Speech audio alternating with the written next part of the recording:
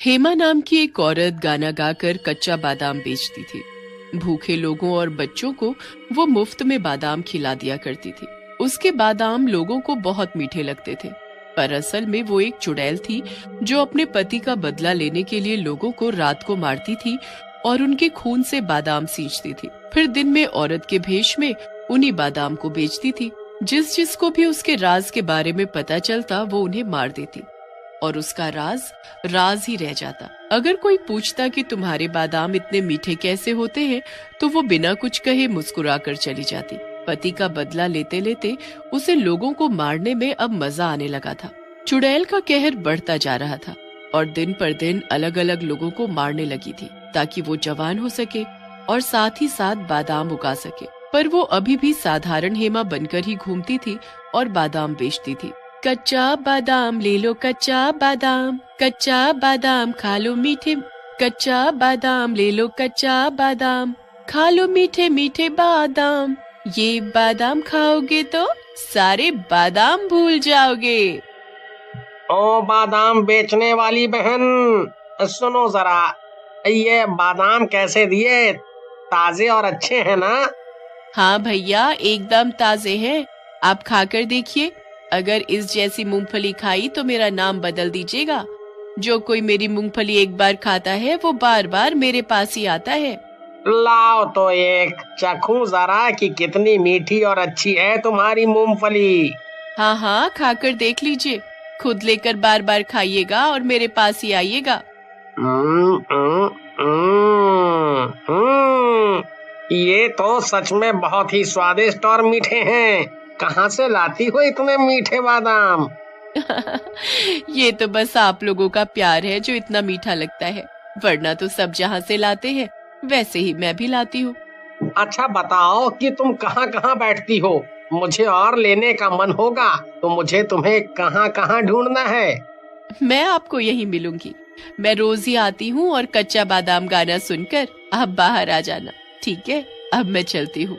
हेमा गाते हुए चली जाती है। कच्चा बादाम ले लो, कच्चा बादाम। इधर उस लड़के का भाई रोहन उस लड़के की तलाश कर रहा होता है और बादाम वाली को भी, क्योंकि उसने उसके बारे में सुना होता है। सुनिए भाई साहब, क्या आपने मेरे भाई को देखा है? वो 2 दिन से गायब है। नहीं, हमने तो नहीं देखा। किसी और से पूछो, शायद उसने देखा हो। अरे जब तुम्हारा भाई 2 दिन से गायब है तो तुमने पुलिस कंप्लेंट नहीं की अभी तक है? पुलिस कंप्लेंट भी की है और उसे खुद भी ढूंढ रहा हूँ। परसों वो इधर ही आया था, बोल रहा था किसी बादाम वाली से मिलने जा रहा है, वहीं से बादाम लेकर आएगा। उसके बादाम बहुत ही मीठे होते हैं। अच्छा, कम से कम यही बता दीजिए कि वो बादाम वाली कहाँ मिलेगी? अरे हाँ, वो तो अभी ही यहाँ से गई। देखो, मैंने तो उससे बादाम भी लिया है। हाँ, लेकिन उसको टाइम हो गया। जब मैंने कच्चे बादाम लिए तो वो घर को निकल गई थी और उसका घर किसी को नहीं मालूम है। पर कोई बात नहीं, वो कल भी आएगी तो कल तुम बात कर लेना है? उधर वो चुड़ैल अपना सुंदर रूप लेकर शिकार पर निकलती है। उसने सड़क पर एक कार को रोक लिया। आज तो मजा आ गया। आज तो 2 लड़के हैं। क्या आप लोग मुझे आगे तक छोड़ देंगे? इतनी सुनसान रात हो गई है और मैं रास्ता भटक गई तो क्या आप मुझे... हाँ हाँ, क्यों नहीं, आइए बैठिए, आपको जहाँ जाना है बता दो। हाँ हाँ चलिए, हम आपको आपकी मंजिल तक पहुँचा देते हैं। आप यहाँ पर क्या कर रही थी? यहाँ तो चारों ओर जंगल ही जंगल है। अकेली लड़की को यहाँ ऐसे घूमना ठीक नहीं है। चुड़ैल अपना भयानक रूप लेते हुए कहती है। हाँ, सही बोल रहे हो। अकेली लड़की का इस समय घूमना सही नहीं है, लेकिन मैं तो चुड़ैल हूँ। मैं तुम लोगों का इंतजार कर रही थी ताकि अपने कच्चा बादाम की फसल पर तुम्हारा खून डाल सकूं। अरे तुम कौन हो और ये क्या बोल रही हो? कच्चे बादाम पर हमारा खून डालोगी? उतरो हमारी गाड़ी से, उतरो। उस लड़के ने जैसे ही अपनी बात पूरी की, चुड़ैल ने उसका दिल निकाल लिया और खाने लग गई। कि मैं कच्चा बादाम बेचती हूँ, इसीलिए मेरे बादाम मीठे होते हैं क्योंकि मैं उस पर इंसानी खून डालती हूँ। और आज के शिकार तुम दोनों हो। मैं अपना शिकार कभी नहीं छोड़ती, तुम्हें भी मरना ही होगा, तभी तो मैं जवान होंगी और मेरे बादाम अच्छे रहेंगे। वो दोनों को मारकर अपने कंधों पर उठाकर अपने घर ले आती है और जश्न मनाते हुए वो गाना गाते हुए उनका खून अपने पौधों पर डालती है। फिर अगली सुबह, कच्चा बादाम ले लो, कच्चा बादाम। लगता है वो बादाम वाली आ गई। जाता हूँ, उससे भाई के बारे में पूछता हूँ कि शायद उसने देखा हो। ओ बादाम वाली, क्या तुमने मेरे भाई को देखा है? वो तुमसे ही बादाम खरीदता था। उस दिन भी वो बादाम खरीदने ही आया था, पर अब मिल नहीं रहा है। अरे भाई साहब, मुझसे तो कितने सारे लोग बादाम खरीदते हैं, मुझे कैसे याद रहेगा कि कौन सा तुम्हारा भाई है और कौन सा नहीं। अरे एक बार याद तो करो, शायद तुम्हें याद ही आ जाए।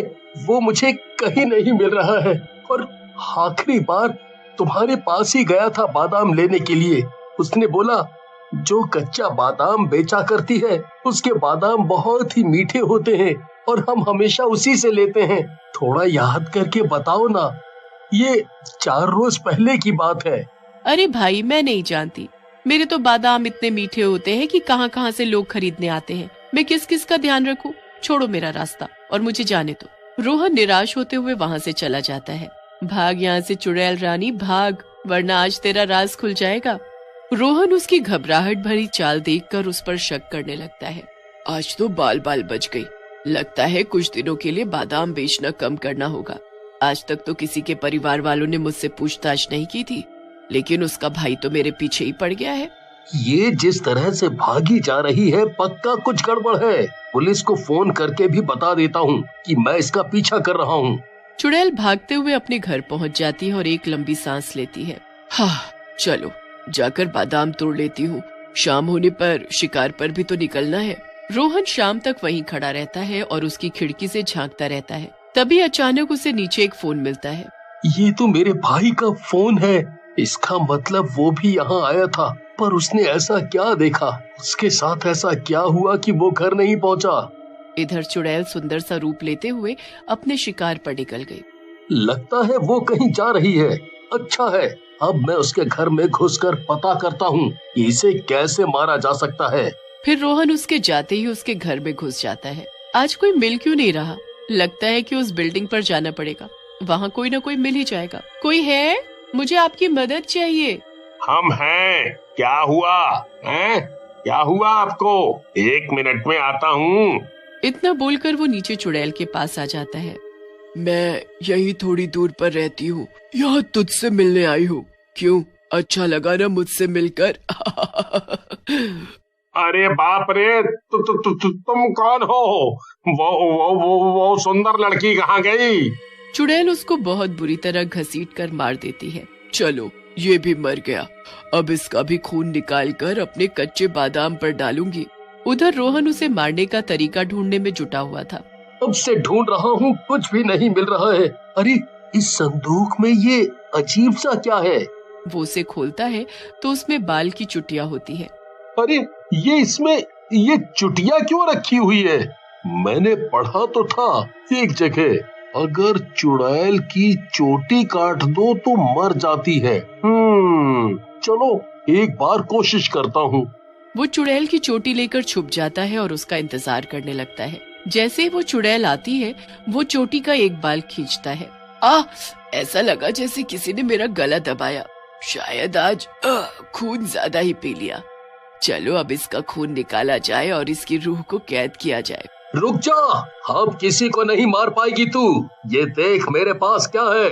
आज तेरा आखिरी दिन है। तूने ही मेरे भाई को मारा है ना, अब तेरी बारी है। इतना कहकर रोहन उसकी चुटिया में आग लगा देता है। नहीं, ये क्या किया? और वो भी चुटिया के साथ जलने लगती है और खत्म हो जाती है और रोहन उसके द्वारा कैद सभी रूह को आजाद कर देता है।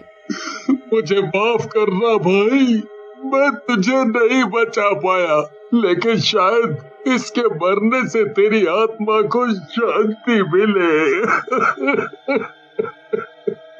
और रोते हुए वहाँ से चला जाता है।